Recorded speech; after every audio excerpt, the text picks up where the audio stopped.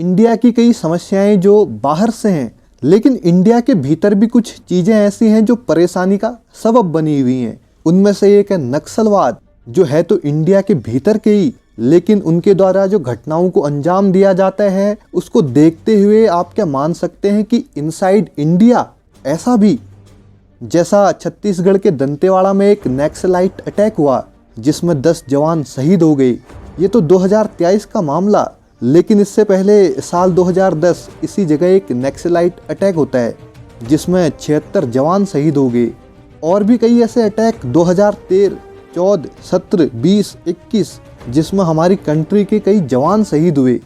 बाहर से चुनौतियां तो हैं ही, लेकिन अंदर से भी कई चुनौतियां हाई लेवल पर हैं। तो आइए आज की वीडियो में बात करते हैं about Naxalism a challenge with in India. तो सबसे पहले नक्सलवाद या नक्सली कौन है? आप सुनेंगे नक्सलाइट अपने आप को क्या कहते हैं। लैंडलेस लेबर्स और ट्राइबल्स की ओर से लैंड लॉर्ड्स और अदर्स के खिलाफ वायलेंट क्लेसेज करने वाला एक ग्रुप है नक्सल। नक्सलवादी कहते हैं कि हम क्लासलेस सोसाइटी बनाने के लिए ऑपरेशन और एक्सप्लॉयटेशन से लड़ते हैं। थिंकिंग यहाँ पे देखी जाए तो आप भी कहेंगे कई खूब। ये तो वही वाला सीन हो गया लुटेरे कई टाइप के।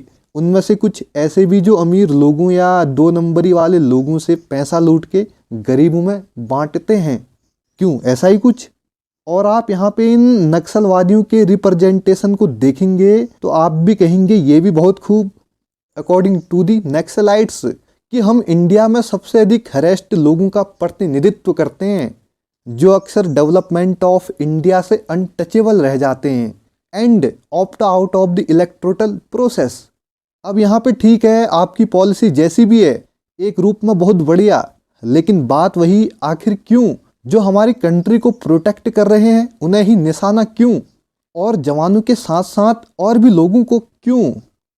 एक बात हमें समझनी बहुत ज़रूरी है कि आज रेसिज्म इंट्रिंसिक सेफ्टी के लिए सबसे बड़ा खतरा बन गया है। नक्सलवाद की जड़ें उन एरियाज में अधिक डीप हैं जहां डेवलपमेंट या तो हुआ नहीं है या फिर स्पीड बहुत स्लो है। खासकर इंडिया के कई स्टेट, झारखंड, छत्तीसगढ़, मध्य प्रदेश, ईस्टर्न महाराष्ट्र, आंध्र प्रदेश, तेलंगाना और वेस्टर्न उड़ीसा में आपको नक्सलवाद ज़्यादा देखने को मिलेगा। होम मिनिस्ट्री के अनुसार देश के 10 राज्यों में 70 जिले ऐसे हैं जहां नक्सलवाद अभी भी है। नक्सलियों के ऑपरेशन का सबसे मेन एरिया इंडिया के हार्ट साइट में वाइड एरिया रहता है, जिसे अक्सर कंट्री का सबसे कम डेवलप्ड एरिया माना जाता है, जैसा हमने अभी जाना। ये तो बात करी हमने नक्सलवाद है क्या ये नक्सली कौन है, लेकिन यहाँ पे बात की इस नक्सलवाद की शुरुआत कहाँ से हुई। तो मूवमेंट की फर्स्ट एक्सप्रेशन 1948 में होती है और एरिया था तेलंगाना। और देखते ही देखते साउथ में 2500 गांवों को एक किसान आंदोलन के रूप में कम्युनिस्ट में संगठित किया जाता है। इसी को ही तेलंगाना स्ट्रगल के रूप में जाना गया और मांग उठने लगी कि Indian revolution Chinese route of long people's war का अनुसरण करे। और एक और सिटी बरहमपुर या ब्रह्मपुर, आंध्र प्रदेश और उड़ीसा के 2 जिलों श्रीकाकुलम और कोरापुट की सीमा से लगा हुआ एक एरिया, जिस एरिया को या वहाँ के लोगों को यह पता नहीं था कि ब्रह्मपुर फ्यूचर में नक्सलाइट एक्टिविटी का हॉटस्पॉट बनने वाला है। और बात रही कलकत्ता की, तो कलकत्ता उस समय माओइस्ट लिटरेचर से भर गया था। कई बुक्स माओ से तुंग, लियो साओची, मार्क्स, लेनिन से रिलेटेड देखने को मिलती थी। लेकिन अभी तक की यहाँ पे जो चीज़ें रही वो सिर्फ आंदोलन के रूप में रही और नक्सल का कोई नाम नहीं था। लेकिन समय आता है साल 1967 का, जब कम्युनिस्ट नेता चारू मजूमदार के नेतृत्व में विद्रोही कैडर वेस्ट बंगाल के दार्जिलिंग डिस्ट्रिक्ट के नक्सलबाड़ी में एक विद्रोह शुरू करते हैं। जब विमल केसन नाम का एक आदिवासी युवक, जिसके पास जुडिशियल ऑर्डर रहता है अपनी जमीन जोतने का, लेकिन लोकल लैंड लॉर्ड्स अपने गुंडों के माध्यम से उस पर हमला कर देते हैं, जहां से आदिवासियों द्वारा व्यापक पैमाने पर हिंसा को भड़काया जाता है। और Charu Majumdar supported tribal violence और रिस्पॉन्स बाय द स्टेट के 72 दिनों में एक पुलिस सब इंस्पेक्टर और 9 आदिवासी मारे जाते हैं। और जहां से इस पूरी घटना की इको पूरे देश में फैलती है और जन्म होता है नक्सलवाद का। और नक्सलवाड़ी की घटना ऐसे समय में होती है जब इंडिया की आज़ादी प्लस पूरी दुनिया उथल पुथल में थी।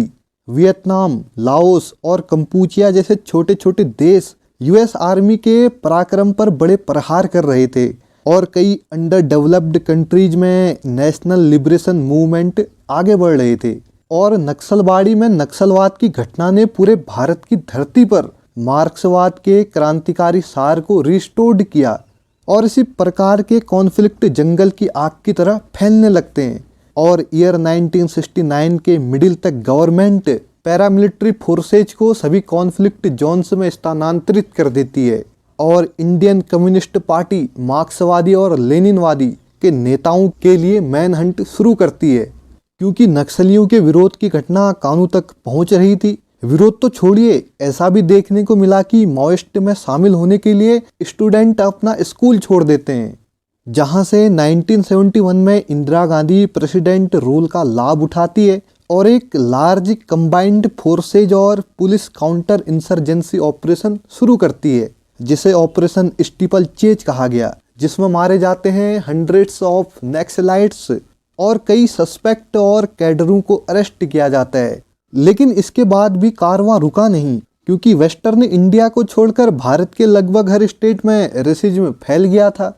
और साल 1972 में लीडर चारू मजूमदार को 10 जुलाई को कलकत्ता में गिरफ्तार किया गया और लाल बाजार पुलिस लॉकअप में उनकी डेड हो जाती है।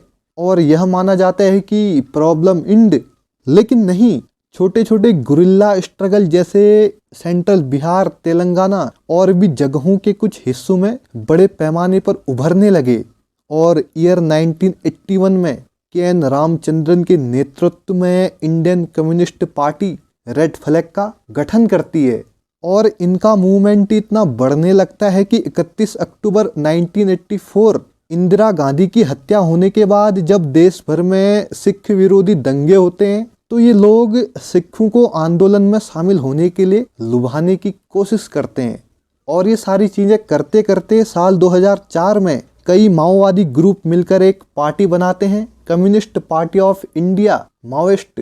और धीरे धीरे इंडिया का सबसे बड़ा सिक्योरिटी थ्रेट बन गया माओइस्ट ग्रुप और आधुनिक वेपन्स के साथ इनकी पावर भी बढ़ने लगी और कई बड़े बड़े अटैक होने लगे, जैसा हमने न्यूज़ चैनलों में सुना। लेकिन ईयर 2009 में इंडियन गवर्नमेंट के पैरामिलिट्री फोर्स और स्टेट पुलिस फोर्स द्वारा सीपीआई कम्युनिस्ट पार्टी इंडिया के खिलाफ एक ऑल आउट अटैक किया जाता है, जिसे इंडियन मीडिया द्वारा ऑपरेशन ग्रीन हंट कहा गया।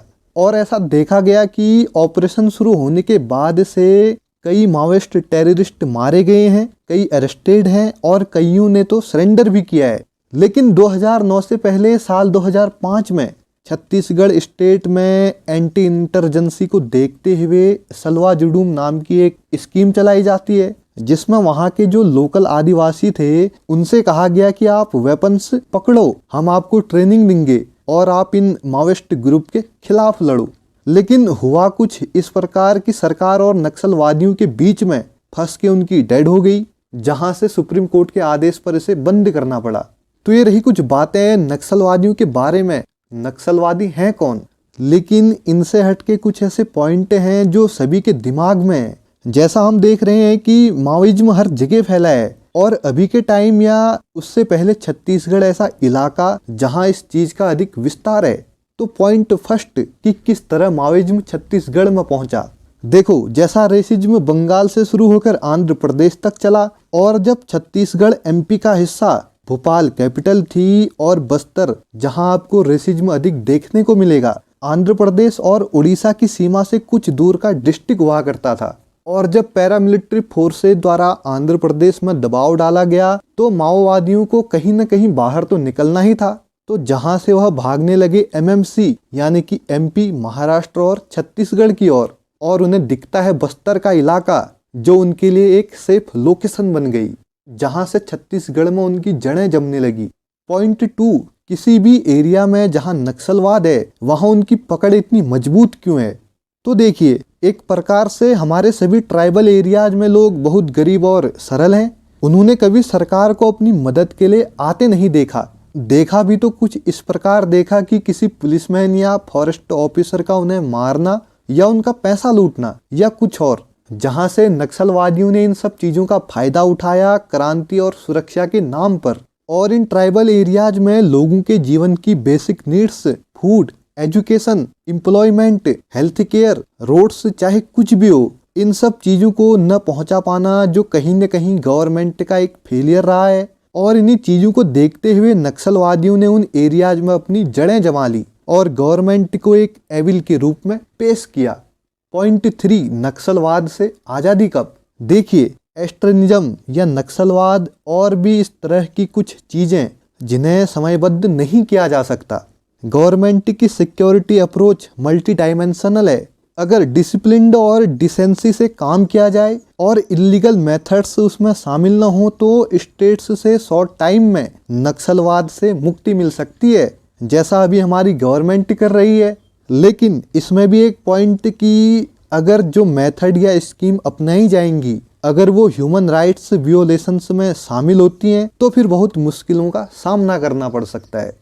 तो ये कुछ बातें from of my point of view as well as from the point of view of some reports इस वीडियो के माध्यम से आप लोगों तक और प्यार आप लोगों का मिलता रहे। धन्यवाद।